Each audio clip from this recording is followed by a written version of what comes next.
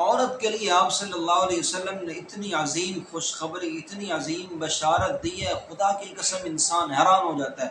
میں سمجھتا ہوں اس حدیث کو دیکھا جائے تو عورتوں کے لیے جنت ہے ہی فری، بغیر مشقت کے، بغیر محنت کے۔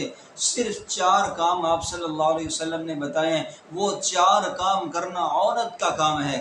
وہ 4 کام جو عورت کرے گی، امام الانبیاء صلی اللہ علیہ وسلم نے فرمایا جنت کے جس دروازے سے چاہے وہ داخل ہو جائے۔ سبحان اللہ، سبحان اللہ، جنت کے جس دروازے سے چاہے داخل ہو جائے، صرف 4 کام کرنے ہیں۔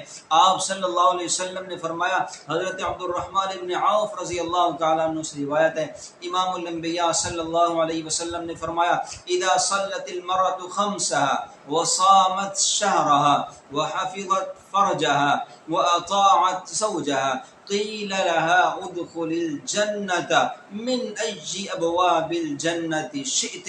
اسے کہا جائے گا تو جنت کے جس دروازے سے چاہے داخل ہو جائے۔ 4 کام کرنے ہیں۔ 4 کام کون کون سے ہیں؟ اذا صلت المرأة خمسها، 5 وقت کی نماز پڑھنی ہے، وصامت شهرها، رمضان المبارک کے مہینے کے روزے رکھنے، وحفظت فرجها، اپنی شرمگاہ کی، اپنی عزت کی حفاظت کرنی ہے۔ اور آپ صلی اللہ علیہ وسلم نے فرمایا وَأَطَاعَتْ زَوْجَهَا، اپنے شوہر کی فرما برداری اور اطاعت کرنی ہے۔ 4 کام کرنا ہے مسلمان عورت، 13 کام ہے، اور جنت میں داخل کرنا رب کا کام ہے۔